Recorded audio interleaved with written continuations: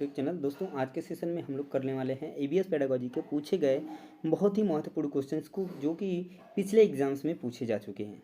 चलिए दोस्तों वीडियो को शुरू करते हैं। इससे पहले बता दें दोस्तों, अगर आप सीटेट की तैयारी कर रहे हैं तो हमारे चैनल पे सभी विषयों का जो है कि प्रैक्टिस सेट और बाकी जो है कंटेंट कराए जा रहे हैं, जिसमें कि सीडीपी में बेहतर दोस्तों 2000 प्रश्नों की सीरीज चल रही है, जिसमें 2000 से पूरा लेकर 2011 से लेकर 2023 तक के प्रश्नों की सीरीज चल रही है। अगर आप उसको भी देखना चाहते हैं तो वहाँ से देख सकते हैं। आपको डेली बाई डेली और देखने को मिल जाएगा कि किस तरीके से कौन से ईयर का कौन सा क्वेश्चन जो है ऑफलाइन ऑनलाइन है, वो सभी आपको कराए जाएंगे। उसी तरीके से सेम ईवीएस पेडागोजी के अंदर भी कराए जाएंगे। कंटेंट और पेडागोजी का भी अलग अलग पार्ट कराया जाएगा, मैथ्स का भी कराया जाएगा और सेकंड पेपर के लिए सामाजिक विज्ञान का भी आपको अध्ययन के लिए पूरा का पूरा आपको देखने को मिलेगा। तो चलिए दोस्तों आज का वीडियो शुरू करते हैं। और जो लोग चैनल पर नए होंगे चैनल को सब्सक्राइब करना नहीं भूलेंगे। चलिए आज का पहला क्वेश्चन करते हैं दोस्तों, जो कि है कि निम्नलिखित का मिलान कीजिए। ऐसा क्वेश्चन आपको बहुत बार देखने को मिलेगा दोस्तों, मिलान करने वाला क्वेश्चन ईवीएस पेडागोजी के अंदर। ठीक है, तो चलिए देखिए क्या क्या चीज़ें दी हुई हैं, आपको किस तरीके से मिलान करना है। तो यहाँ पर एक स्तंभ 1 दिया गया है और एक स्तंभ 2 दिया गया है। दोनों में मिलान किसका करना है, तो वहाँ के जो है कि फेमस जो है कि समझिए कि कुछ चीज़ों के बारे में दिया गया है। ठीक है, उसी से मिलान करना है। क्या सही होगा, कूट वाला नीचे दिया गया है ऑप्शन, उस पर आपको ट्रिक करना है। चलिए देखते हैं। बात करते हैं छोला भटूरा। छोला भटूरा जो है कहाँ का प्रसिद्ध है, तो दोस्तों बात करें अगर छोले भटूरे की तो ये आपका जाएगा पंजाब। ये कहाँ का है, पंजाब का है। तो ये याद रखिएगा, पहला का हो गया कौन सा, पहले का ई। ठीक है, मिलाते चलिए यहीं पर और फिर नीचे हम लोग कूट देख लेंगे। पहले का ई, पहले का ई। ठीक है, दूसरा दिया है नारियल डरी करी के साथ उबला टैपियोका। नारियल की बात करें तो नारियल जो है कहाँ ज़्यादा देखने को मिल जाता है, तो केरल में देखने को मिल जाता है। और साथ में टैपियोका की बात करें तो दूसरे का क्या हो जाएगा, बी। दूसरे का क्या हो जाएगा, बी। तो यहाँ पे राइट आंसर ये, यानी दूसरे का क्या हो जाएगा, बी। ठीक है, दूसरे का बी। तीसरे पे चलते हैं। तीसरे का क्या होगा, सरसों के तेल में बनी पकली। ये कहाँ पे होती है, यहाँ कहाँ पे खाई जाती है, तो ये खाई जाती है कश्मीर में। कहाँ पर, कश्मीर में। तो इसको हो जाएगा डी। उसके बाद आते हैं चौथा नंबर क्या है, नारियल के तेल में बनी पकली मछली, पकी हुई मछली कहाँ पे खाते हैं, तो गोवा में, यानी कि ए। तो ये सब चीज़ें कहाँ मिल रही हैं कि पहले का ई, सेकंड का बी, तीसरे का डी और चौथे का ए।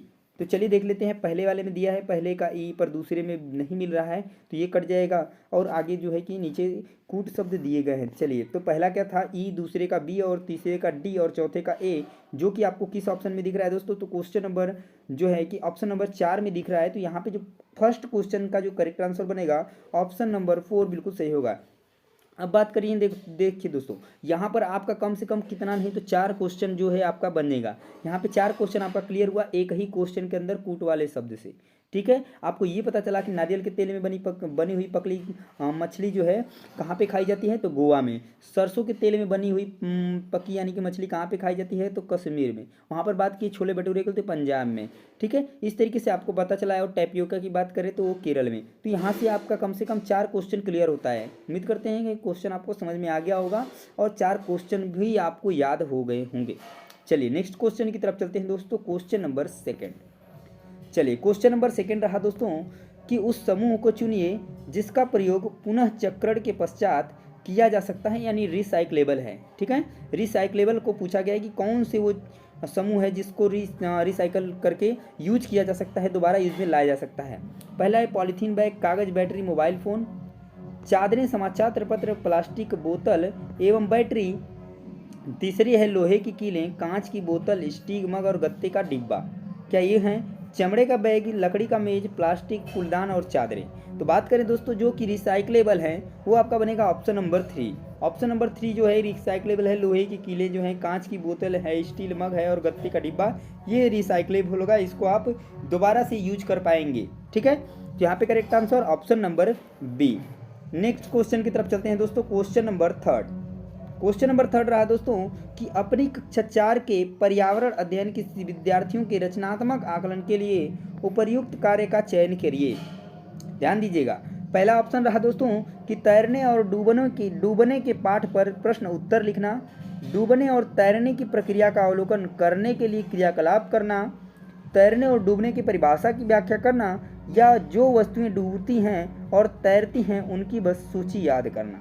क्या होगा यहाँ पे करेक्ट आंसर, तो देखिए यहाँ पे जो सबसे अच्छा करेक्ट ऑप्शन बनने वाला है ऑप्शन नंबर 2 बनेगा कि डूबने और तैरने की प्रक्रिया का अवलोकन करना है और क्रियाकलाप करने के लिए क्या करना है, अवलोकन करने के लिए क्रियाकलाप करना है, यानी उसको देखने के लिए, उसको जानने के लिए, उस चीज़ के बारे में जानने के लिए उसको क्या करना है, क्रियाकलाप करना है, एक्टिविटी करना है। तो यहाँ पे सबसे अच्छा ऑप्शन यही आपका बन जाएगा। चलिए दोस्तों नेक्स्ट क्वेश्चन देख लेते हैं, क्वेश्चन नंबर 4। क्वेश्चन नंबर 4 रहा दोस्तों कि पर्यावरण अध्ययन की शिक्षण में कला एवं कौशल का समावेश करना चाहिए क्योंकि वह प्रोत्साहित करता है। किसको प्रोत्साहित करता है? सृजनात्मकता को, सहपाठ्य अधिगम को, कक्षा में अनुशासन को या समावेशन को। बात करें दोस्तों, कला एवं कौशल का समावेश करना चाहिए क्योंकि वह प्रोत्साहित करता है किसको? सृजनात्मकता को। बिल्कुल बात सही है। सहपाठी अधिगम की बात करें तो इसको भी सही है। कक्षा में अनुशासन को नहीं करता है प्रोत्साहित, किसको करता है? समावेशन को। तो यहाँ पे यानी कि ए बी डी और कूट वाला क्वेश्चन है, तो चलिए देख लेते हैं कूट क्या दिए गए हैं। ए बी डी जिसमें आपको मिल जाएगा वो आपका करेक्ट हो जाएगा। तो ए बी डी किस मिल रहा है दोस्तों? ऑप्शन नंबर 4 में। तो यहाँ पे जो करेक्ट आंसर बन जाएगा ऑप्शन नंबर 4 बिल्कुल करेक्ट हो जाएगा दोस्तों। चलिए नेक्स्ट क्वेश्चन देख लेते हैं, क्वेश्चन नंबर 5। क्वेश्चन नंबर 5 रहा दोस्तों आपके सामने।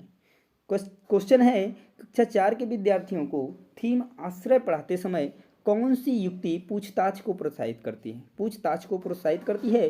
पहला ऑप्शन रहा कि विद्यार्थियों को विभिन्न प्रकार के घरों के चित्र एकत्र करने के लिए कहना, विभिन्न प्रकार के आश्रयों के चित्र साझा करना, विभिन्न मकान निर्माण स्थलों पर जाने के उपरांत विद्यार्थियों को अपने अनुभवों को सुनाने के लिए कहना, या देश के विभिन्न आश्रयों पर एक पावर पॉइंट प्रस्तुति दिखाना। तो यहाँ पे जो सबसे अच्छा पॉइंट बनने वाला है दोस्तों, यहाँ बनेगा ऑप्शन नंबर 3, यानी विभिन्न मकान निर्माण स्थलों पर जाने के उपरांत जो है विद्यार्थियों को अपने अनुभव के बारे में कहने के लिए, यानी बताने के लिए उनसे कहना, यानी कि सुनाने के लिए कहना। ठीक है, ये जो है करेक्ट आंसर बनेगा।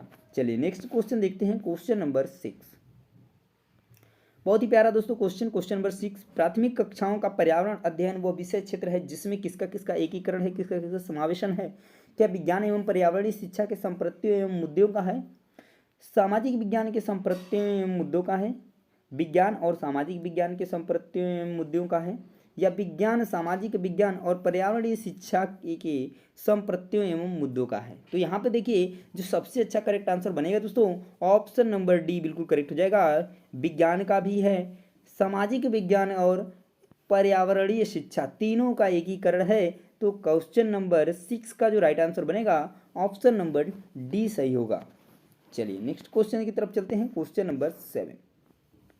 चलिए दोस्तों क्वेश्चन नंबर 7 रहा आपके स्क्रीन पे।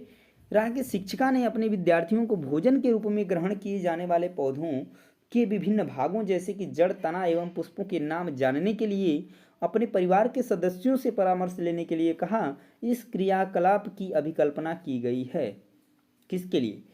अनुभवात्मक अधिगम को प्रोत्साहित करने के लिए, भोजन से संबंधित संप्रत्यों के अधिगम को प्रोत्साहित करने के लिए, पाठ को अधिक आनंदमयी और रुचिपूर्ण बनाने के लिए, या विद्यार्थियों को भोजन के विषय में खुले मन से खोज करने के लिए अनुमति देती है। बताइए यहाँ पे क्या बनेगा? तो यहाँ पे देखिए बात करें, क्योंकि आपको क्या कुछ किससे पूछना है? परिवार के सदस्यों से परामर्श लेना है। ठीक, तो यहाँ पे जो करेक्ट आंसर बनेगा ऑप्शन नंबर ए बिल्कुल सही हो जाएगा। अनुभवात्मक अधिगम को प्रोत्साहित करने के लिए, क्योंकि उनका जो अनुभव होगा वो जो है आपको बताएंगे, यानी बच्चों को बताएंगे। ठीक है, तो यहाँ पे जो करेक्ट आंसर बनेगा वो ऑप्शन नंबर ए करेक्ट होगा, न कि आपका ऑप्शन नंबर 4। ज़्यादातर लोग क्वेश्चन नंबर 4 की तरफ जाएंगे, पर यहाँ पे ऑप्शन नंबर 1 जो है बिल्कुल सही होगा। ठीक है, चलिए नेक्स्ट क्वेश्चन की तरफ देख लेते हैं, क्वेश्चन नंबर 8। क्वेश्चन नंबर 8 जो करेक्ट होगा दोस्तों, क्वेश्चन क्या है कि दृष्टिबाधित विद्यार्थियों को पर्यावरण अध्ययन शिक्षण के लिए निम्न में से कौन सी उक्ति सर्वाधिक उपयुक्त है? क्या कक्षा में मिश्रित सहपाठी समूह बनाएं, किसी कार्य को पूरा करने के लिए अधिक समय दें, किसी भी कार्य को भागों में बांटें और प्रत्येक भाग को अलग पढ़ाएं, या स्पर्शी शिक्षण अधिगम सामग्री का अधिक प्रयोग करें? अगर चारों ऑप्शन आप पढ़ लेते हैं, एक बात आपको बहुत ही अच्छे तरीके से ध्यान देना है, क्वेश्चन में पहले ही बोल दिया है कि दृष्टिबाधित विद्यार्थी यानी देख नहीं सकते हैं, तो यहाँ पर उनके लिए सबसे जो अच्छा बनेगा दोस्तों युक्ति जो है सर्वाधिक उपयुक्ति, यानी कि स्पर्शी शिक्षण अधिगम सामग्री का अधिक से अधिक प्रयोग करें, ताकि उनको अच्छे तरीके से चीज़ें समझ में आएँ, क्योंकि वो देख तो सकते नहीं, वो स्पर्श करके ही चीज़ों को समझ पाएंगे। तो ज़्यादा अधिक से अधिक शिक्षण जो सामग्री है वो कैसी होनी चाहिए? स्पर्शी होनी चाहिए। ठीक है, चलिए नेक्स्ट क्वेश्चन की तरफ चलते हैं, क्वेश्चन नंबर 9। क्वेश्चन नंबर 9 रहा दोस्तों कि पर्यावरण अध्ययन का शिक्षण करते हुए पाठ का वह उपयुक्त स्तर जिस पर विद्यार्थियों का आकलन किया जाना चाहिए वह है? क्या पाठ के अंत में, पाठ के आरंभ में, जब विद्यार्थी आकलन के लिए प्रस्तुत कर रहे हैं, या शिक्षण अधिगम के दौरान? तो जब भी आपको क्या करना है, उपयुक्त स्तर के यानी कि विद्यार्थियों का आकलन करना है, तो वहाँ पे जो राइट आंसर बनेगा कि शिक्षण अधिगम के दौरान ही आपको ऐसा करना चाहिए, ऐसा करना ही आपके लिए बेहतर होगा। ठीक है, यहाँ पे correct answer option number D जो है सही हो जाएगा। चलिए नेक्स्ट क्वेश्चन देखिए, क्वेश्चन नंबर 10। क्वेश्चन नंबर 10 है कि आपको अपने विद्यार्थियों की पर्यावरण अध्ययन परियोजना का आकलन करना है और उन्हें शीघ्र प्रतिपुष्टि देनी है। आप आकलन के किस साधन का चयन करेंगे, यानी कि आप उनका आकलन भी करेंगे और उन्हें फीडबैक भी देंगे, तो इसके लिए आप कौन सा साधन यूज करेंगे? क्या अवलोकन, क्रम निर्धारण मापनी, जांच सूची, सहपाठी आकलन? क्या होगा करेक्ट आंसर? तो यहाँ पे जो करेक्ट आंसर बनेगा दोस्तों ऑप्शन नंबर सी बिल्कुल सही हो जाएगा, जांच सूची। ठीक है, चलिए नेक्स्ट क्वेश्चन की तरफ चलते हैं। Question number 11। क्वेश्चन नंबर 11 क्या है कि पर्यावरण अध्ययन में अधिगम का आकलन करने का उद्देश्य है कि क्या है उद्देश्य? शिक्षक विद्यार्थियों की उपलब्धियों के विषय में जानकारी एकत्रित करें। यह मूल्यांकन की अपेक्षा शिक्षण का एक मार्ग है। यह विद्यार्थियों द्वारा नवीन ज्ञान में दक्षता प्राप्त करने की प्रगति के विषय में प्रतिपुष्टि देता है। यह विद्यार्थियों के सीखने के बारे में सूचना देता है जिससे अगले चरण के लिए उन्हें सहारा दिया जा सके। क्या इसमें सही होगा, क्या उद्देश्य होगा? तो यहाँ पे जो उद्देश्य होगा दोस्तों अधिगम का आकलन करने का, तो यहाँ पे करेक्ट आंसर बनेगा ऑप्शन नंबर 1, यानी शिक्षक विद्यार्थियों की उपलब्धियों के विषय में जानकारी जो है कि एकत्र करें। ठीक है, अधिगम का आकलन का उद्देश्य। चलिए नेक्स्ट क्वेश्चन देखिए। नेक्स्ट क्वेश्चन है, नई शिक्षा नीति 2020 के अनुसार प्राथमिक कक्षाओं और प्राथमिक कक्षाओं के अंतर्गत कौन से आएंगे? तो कक्षा 1 से 5 के लिए निम्न में से क्या स्तर होगा? आरंभिक स्तर, मध्य स्तर, बुनियादी स्तर। यहाँ पे कूट वाला क्वेश्चन है, ध्यान दीजिएगा। आरंभिक स्तर, मध्य स्तर, बुनियादी स्तर। तो देखिए आरंभिक स्तर प्राथमिक के लिए यूज कर सकते हैं और बुनियादी स्तर, न कि मध्य स्तर। तो यहाँ पे ए और सी बिल्कुल करेक्ट हो जाते हैं, ऑप्शन नंबर सी। ठीक है, क्लियर। चलते हैं नेक्स्ट क्वेश्चन की तरफ। Question number 13। क्वेश्चन नंबर 13 रहा दोस्तों कि प्राथमिक स्तर पर निम्न में से क्या प्रक्रिया कौशल नहीं है? मानचित्रण करना, क्रियाशील परिवर्तनों को परिभाषित करना, परिकल्पना की जांच करना या तथ्यों को अनुस्मरण करना। तो प्रक्रिया कौशल एक नहीं है, जो कि है ऑप्शन नंबर डी, तथ्यों का अनुस्मरण करना जो है करेक्ट आंसर बनेगा। यही प्रक्रिया जो है प्रक्रिया कौशल नहीं है। ठीक है, चलिए नेक्स्ट क्वेश्चन देखिए। क्वेश्चन है 14 कि थीम परिवार तथा मित्र में निम्न में से कौन सा उप थीम है? चीज़ें जो हम बनाते हैं और करते हैं, तो ये तो एक थीम है। भोजन एवं जल, ये भी एक थीम है। हमारा आश्रय, ये भी क्या है, एक थीम है। तो ये तीनों ऑप्शन कट गए, एक ही ऑप्शन बचता है कार्य और खोल, और यही इस क्वेश्चन का राइट आंसर बनेगा, क्योंकि ये जो है उप थीम है किसकी? परिवार तथा मित्र की। ठीक है, चलिए नेक्स्ट क्वेश्चन देख लेते हैं। Question number 15। क्वेश्चन नंबर 15 रहा दोस्तों कि निम्न में से कौन सा एक अपसारी प्रश्न है जो पर्यावरण अध्ययन की शिक्षिका अपनी छात्राओं को सृजनात्मक क्षमता को प्रोत्साहित करने के लिए पूछेगी? क्या मृदा में प्याज के बीजों को बोने से लेकर फसल काटने तक के चरण कौन से हैं? दिल्ली जैसे महानगरों में वायु प्रदूषण को कम करने के लिए आप क्या कदम उठाएंगे? लवण के विलयन के से आप लवण कैसे पृथक करेंगे? क्या पत्तियों का रंग हरा क्यों होता है? तो बात करें अगर चरण कितने हैं, तो ये भी एक क्लोज प्रश्न है, ये भी एक क्लोज है, ये भी क्लोज है। तो ओपन सोर्स कौन सा है? तो ऑप्शन नंबर बी जो है करेक्ट हो जाएगा, और यही जो है अब सारे प्रश्न के अंतर्गत आएगा। तो यहाँ पे करेक्ट आंसर बनेगा ऑप्शन नंबर बी। तो दोस्तों ये थे ईवीएस पेडागोजी के अंदर पूछे गए कुछ महत्वपूर्ण क्वेश्चंस को, जो कि आपका 2022 में पूछे गए क्वेश्चंस हैं, ऑनलाइन पेपर वाले क्वेश्चंस हैं, ध्यान दीजिएगा।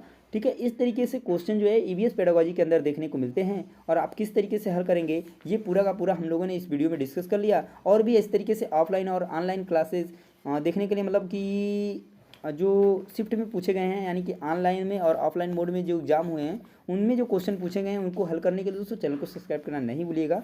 मिलते हैं नेक्स्ट वीडियो में, तब तक के लिए जय हिंद।